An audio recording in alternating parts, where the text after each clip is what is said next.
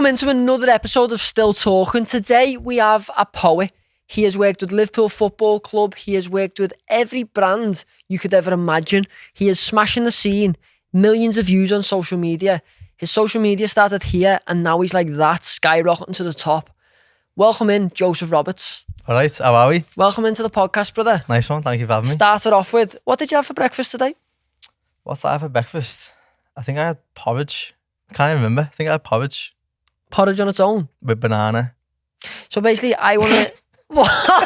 It's just random, innit? I was not expecting that, you know. Porridge with a banana? Porridge with a banana. Well, it's funny because a lot of the podcast episodes have always been briefed and this and that. But obviously, with the time we've got, and I am doing a transition within the podcast and you're the first guest I'm doing it with. No way. Because we talk about the accolades and the things you've succeeded in and everything you're doing in life. But I want to bring you back down to here where you're relatable and people can look at Joseph and look up to you, but also say, he's exactly like me. I can become that, or I could even do better. So the reason I asked you that question about what did you have for breakfast? Because everyone in the world can have breakfast. True. So you had porridge and a banana. Yeah, basically, yeah. Joseph, talk to me. I've mentioned so many success things there about the brands, the social media success. Should we start on social media success?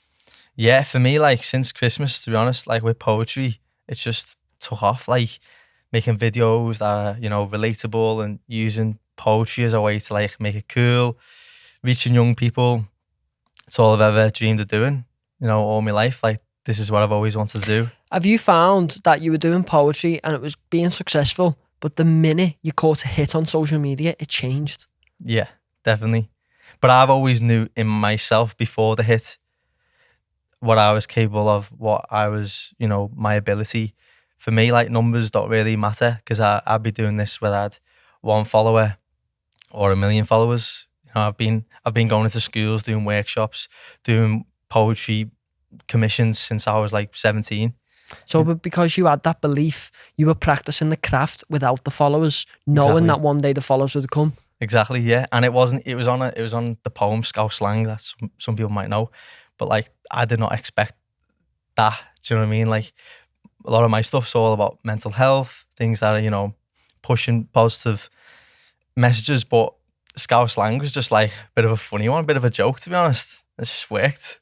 Okay, so take it all away. Take the followers, take the success. It's just you and your poetry. What does actually a day with Joseph Roberts look like? I want the people to watch this and go, fucking hell, I have porridge and a banana. Like, what time do you wake up at? I wake up at about, it depends if I'm going into a school, I wake up about 6:30, 7. 6:30, 7 in the morning. And then what does your day consist of? What does a poet's day look like? I'm so interested in this because if you wake up at 6:30, 7, you've got the full day then. Are you just saying poetry all day? No. Just reciting poetry? Reciting poems. No, so it could depend on whether it's a school booking, a commission for a poem or a video. It could be a lot of admin, a lot of emailing. It could be performing of an evening. It could be networking events. It could be so many different things. Writing. I spend a lot of time to myself just for writing. So you said then admin and emailing, like a lot of people won't see this side because it's off the camera. They'll just see the final finish on stage, looking your best, performing. Yeah. What does behind the camera look like? What does that look like in the life? Admin is solid. It's about getting deals done, essentially, isn't it? It's about making things happen, asking the right questions. I always say a statement closes the mind, but a question opens the mind. That's so good. Wait there, are you practicing a line on me there? Because that was good, you know. I always come out with like stuff, you know what I mean? That was great, that a statement closes the mind, the question opens the mind. Yeah. So my next question to you is then, how do you monetize poetry? Value. What's your value? And it's connecting brands, products with people through a message, but being authentic in that exchange, not losing yourself in the process, still keeping your values of who you are and not losing yourself. Like I'm just the same, like normal lad. Like I'm just the same. I don't change for anyone. And what I've done recently is like, I say yes to a lot of things, but now I can say no to a lot of things. I think yes and no both binary, are both very important. Say yes, but also say no. Do you know what I mean? I'm half on that wavelength, yeah. Like, yes and no. I don't know if you'll agree with this, but yes and no are the same thing, but they work in both different ways. Yeah, Like, they definitely. both hold it the same power. Like, no is a yes sometimes, and I don't know if I'm just chatting here, but no is a yes. Like, when you say no, you allow yourself to say yes to other things. You free up your time and you give yourself time to focus on the things that matter. And what I actually do want to get onto with that, what you've just said is, you said you spend a lot of time to yourself. Do you ever find that time's compromised the busier you get? Is it hard to produce the quality when the life ramps up? Definitely, like when you're meeting deadlines. For example, when I was on like the Liverpool series, I was working on that for 12 months. Wow. Whoa, hold on. And I had to 12 make months. 12 months of working on it. That is a long time, brother. It's a long time. And I just had to meet deadlines.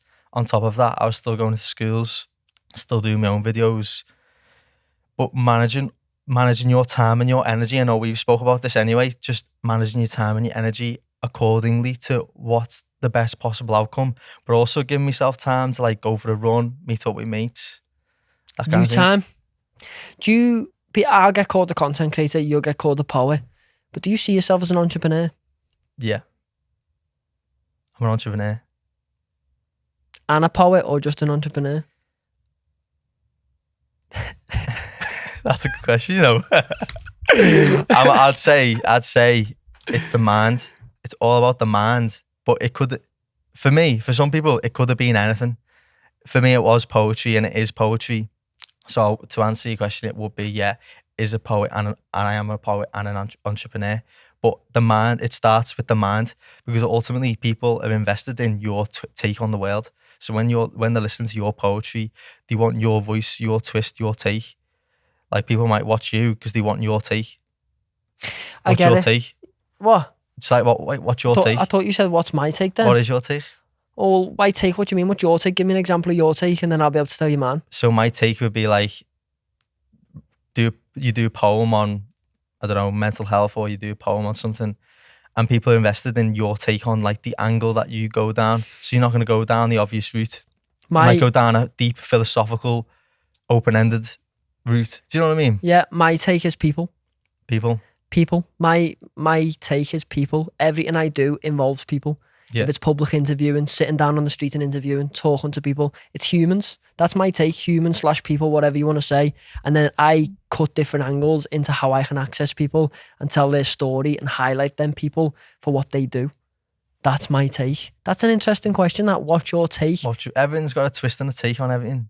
Look at all the burger chains. It's all different twist and take. Do you think, like, going through on the entrepreneur stuff, looking at all the poets around the world, you'll know personally so many talented poets that haven't just had that moment yet, that you're probably experiencing now, where you're getting these amazing deals and you're putting your face out there, but in an authentic way.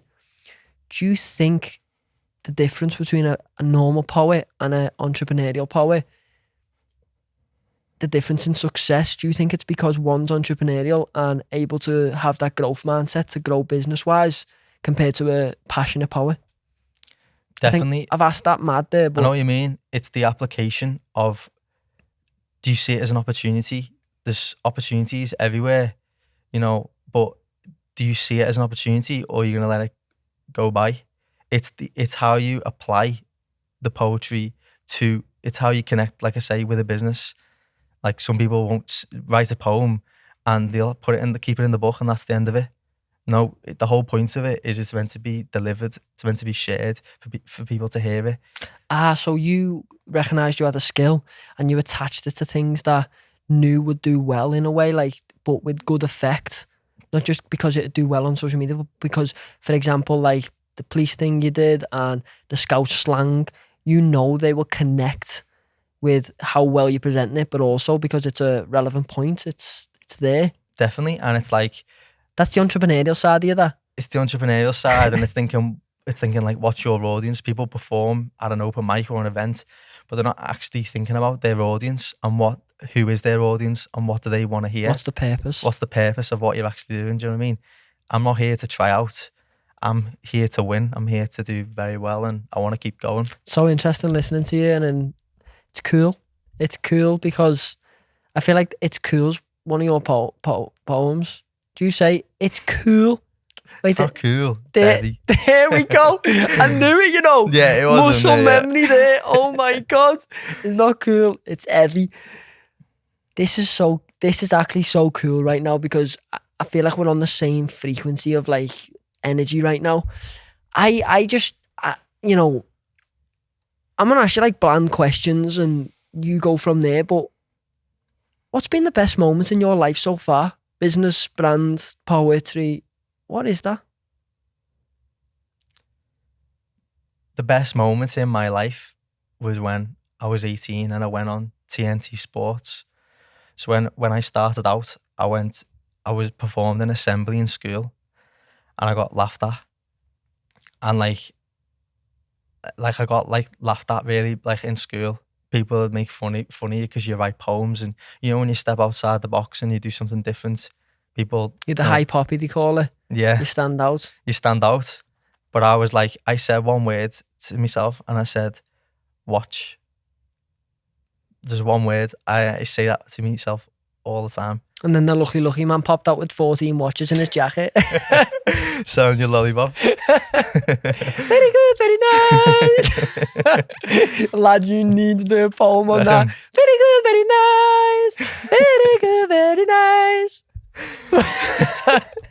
If I can make you laugh, that's all that matters, because you're going to go out of here smiling. Why did that bother you so much? Because I was like, people can't see your vision or where you're going, but I can see where I'm going. And like, I just like proving people wrong. So talk to me about growing up, Joe. Was you a fortunate kid? Did you have a lot of money, no money? Like, talk to me before you realised what you wanted to do, and what was it like? So, grew up in Bolton. I grew up on Scarisbrick, love it. Wally dogs. And yeah, just sort of like I'd like to think it was like working class, normal life in Liverpool, family, my mum and dad aren't together.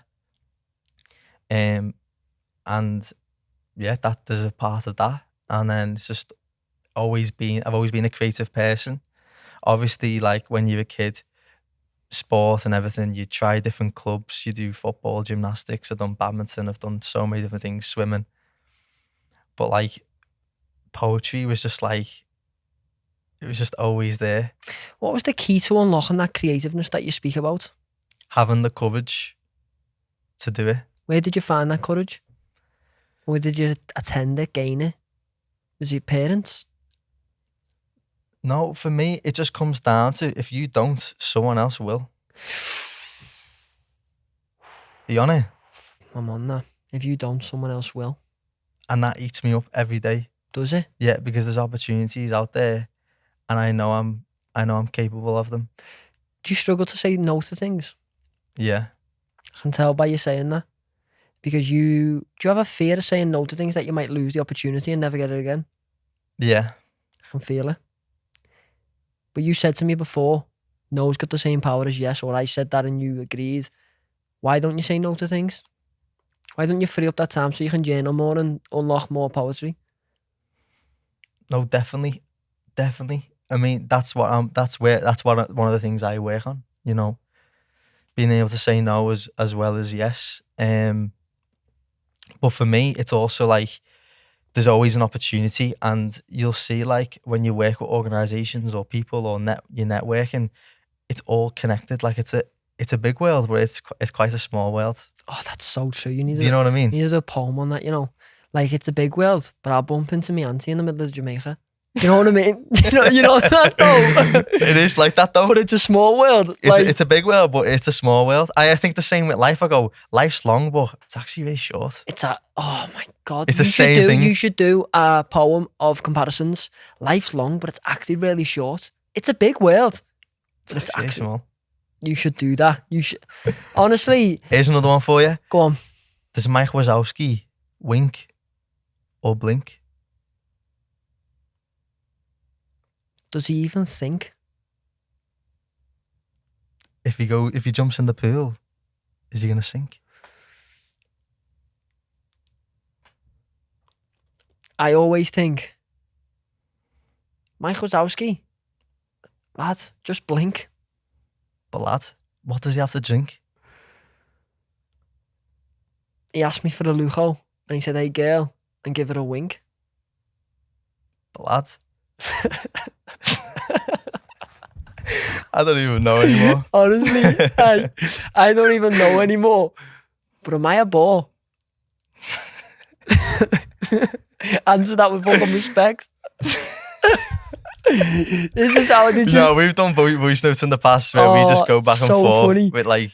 Lads, I can free ball now. Let's do it. Let's start it, brother. Start it. Go on. Go on. Do you want me to start it? Go on. Oh. I was born in Crocky. But then I moved to Tocky. I was raised in Wally.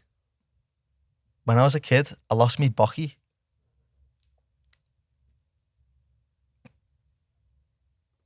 Even though I lost it, I felt really cocky. And then I fell over and I got a coggy. Miss said, you okay? I said, Miss, can you just find me bocky? So instead, I done a walk with me doggy. I walked that far. I ended up in Tocky and was like, what? I'm from Crocky. Hey, who's gonna commission that then?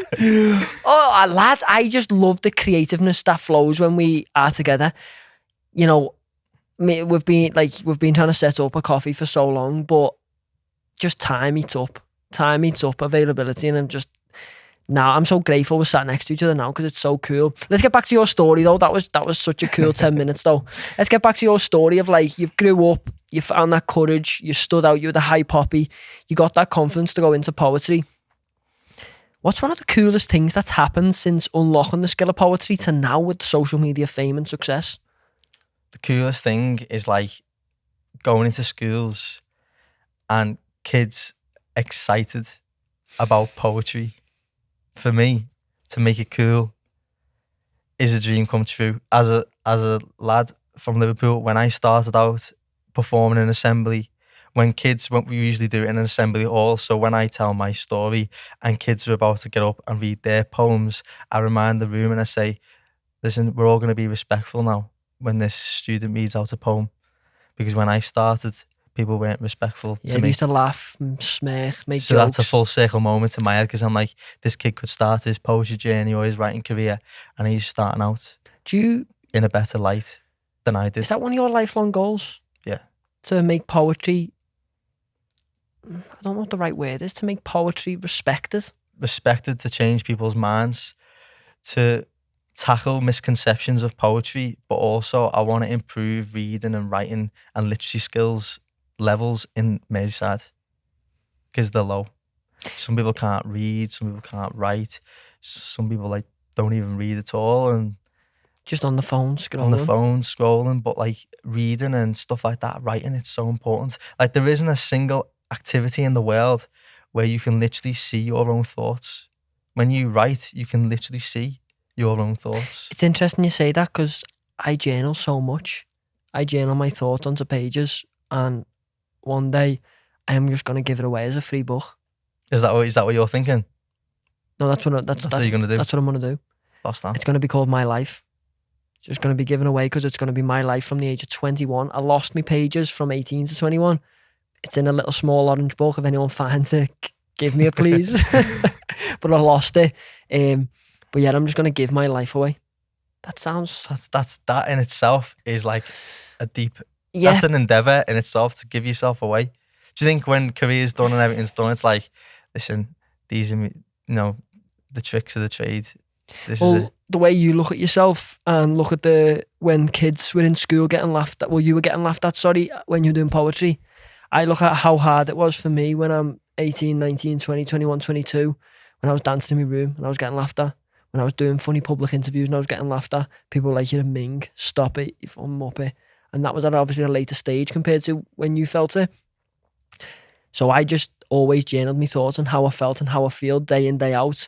even if it's a win and we've got this boss deal or we're doing this boss piece of content, or it's a loss, because I see no difference because I still lived it. So if I can give that away for free, that's knowledge for some 20-year-old kid out there or some 16-year-old kid or whatever it is that can learn from it. That can be like, Ryan felt like this and look where he is now. Yeah. Because the more I progress and and it's the exact same with you, the more we progress, the more we show the people behind us, the kids that are growing up, we can do it. Definitely. That's the whole thing of this whole Scouse culture. There's not enough of it. It's true. There's not enough of it. It's true. And it's about pushing the boundaries and doing things that's never been done before. Lads, you've collabed with the Liverpool Football Club, bro. You know, you've collabed with all these amazing people. You were owed nothing at your birth. You were a working class kid. You were owed nothing. You were still owed nothing. But for some reason, somewhere along your lifeline of growing up, you switched and was like, I'm going to get what I want. You know what I mean? That's powerful. That's deep. It's deep. Little voice break there. That's deep. But that's powerful, and that's the way I look at life every day. And if you ever read my journal, you'd understand that. I don't project these thoughts into the world, but I'm very grateful when I get to sit next to people like yourself that we can speak on the same wavelength and understand each other. Definitely. We can go from funny and making like poems up off the cuff to like serious and be like, fucking, this is it, man. And so what, you have for your brekkie? This is mad. Exactly, though. But some kid will watch that and be like, I had porridge. I'm like Joseph Roberts. I can be better, or I can be like Joseph Roberts. They can be, True. like, you know what I mean? That I know shit what makes you you mean. relatable, bro. It's also about having a porridge mentality, humble. You know? Not 3-course salmon and No. poached eggs in the middle of Wally. It wouldn't make sense. Talk to me about something I don't know and the audience doesn't know about you that you'd love the world to know. Honestly, think about it if you have to. I don't mind. Something you sit there and be like, I'd love to have a way I can showcase the world this of me. Or I think people know me as like the serious guy, the deep guy, the meaningful guy. But I'm just a chill guy.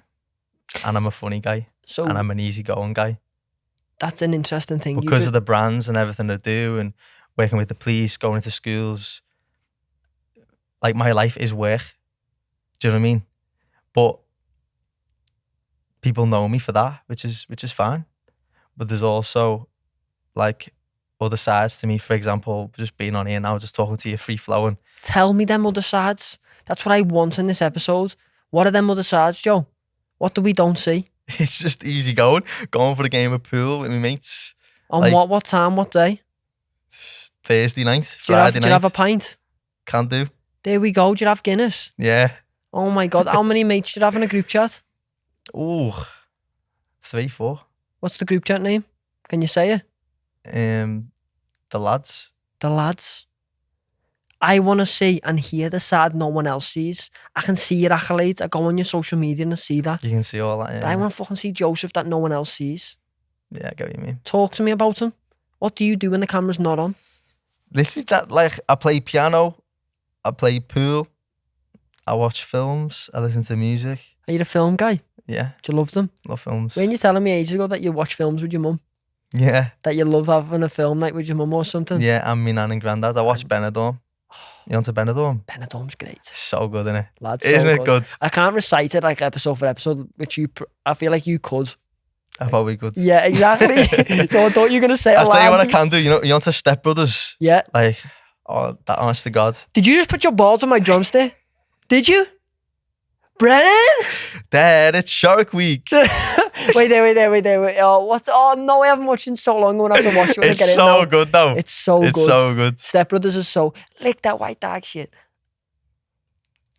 And he just licks it and everyone's like, oh, lad, in that moment. That is horrible, innit? I've got my whole body clenched and I'm like, just don't lick it. I'm spitting at me telly and everything because I'm screaming, don't lick it. It's so good. Like, that is probably my top, like, comedy film. That or any Adam Sandler. Grown Ups. Oh, I love Grown Ups is good, innit? I love Grown Ups, bro. I love it when he brings the daughters and everyone's like,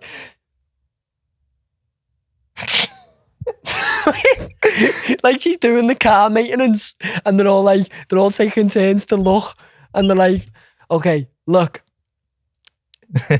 Lads, I love little funny gimmicky moments like that. It just fucking great. And I love the fact you're willing to open up the side that you choose not to show online. Do you have a dream of one day showing the full Joseph Roberts, or do you keep some to yourself so you have... Keep some to myself. Like, I just keep my private life to myself. To be honest, I kind of would like to keep it that way. But in terms of like content, for example, Scouse Slang's like a funny poem. I think it'd be good every now and then to maybe show a little bit of that. Especially because going to school, Scouse Slang and stuff like that's so relatable, and there's so many other poems that I do so relatable. But there's also like, I want me and my content to have layers where it's like you've got the serious stuff, but then you've also got like the funny stuff. And either way, no matter what you're hearing, it's always going to be me and true to who I am. So after like doing this pod in a very short, nice, compact time, what's next for Joseph? Like, you know, what you've done is fantastic, and you're so early on, you're so young. What's next? I've got a lot of dreams in my head that I don't like to tell anyone. Why? Because I think people can intrude on them. Oh. And the more people involved, the harder it can be. It can sidetrack you. Does So the people's energy affect your dreams? yeah, and I'm laser focused on my career, where I'm going. And so what I do is like, I don't tell people what I'm doing. I'll just show you the results. Oh, that's powerful. Have you had an experience where someone's energy has affected the dream, or slowed you down, or you've let in? Yeah, 100%. Because people project their limitations onto you, but you don't. But that's because they haven't been there. And I'm just saying to everybody, like, I'm really pushing poetry, and I want to genuinely go to places where it's never been before. You're like the iceberg that sunk the Titanic. You're showing at the top of the water, the little tip, but when you look at the iceberg, it's huge. I've got a poem about that, actually. What? Go on, can you say it off by heart, or have you never released it? No, I haven't released it, but I don't mind doing it. Go on. Do you want me to? Yeah, go on. It's deep though, you know. Go on, can you do it in 8 minutes? Yeah. I'm ready for this. Okay. Oh, go ahead. Front row seats. 20 quid on the door. So this poem is called Story. Give me a backstory about it, why you made it. I wrote this poem because everybody has a story. Oh, bro, so true. My new series on the streets. It's exactly why I do it. I want to listen to Everyone everyone's has a story. Everyone has a story. I want to hear it. I don't care if it's sad, happy, comedy. I want to hear it. So let me hear this poem about... For the universe to make this happen right now, for me to ask you about this poem when I'm going through what I'm going through right now, with my purpose of connecting with humans in different ways, finding their story out, talking to them. The universe to deliver this now, it's just mad. Just interesting. Dead interesting. Go. Every story has a beginning, a middle, and an end, but doesn't always follow that same order. You see, the word author comes from the word authority. So maybe we are the author of our lives, the author of our stories. Crazy things can happen, stranger than fiction. Extraordinary events that not even an author could imagine, which can take us on a different course of action, so the majority of us don't necessarily follow an orderly fashion. Expected to be married off by this age, kids by that time. But what's the point in a story if you know what happens in the next line? And besides, at what point exactly does a story begin? And when does it die? What about memories, flashbacks, dreams, things that happen in our heads? When a story starts in the middle of things, it's called in media res.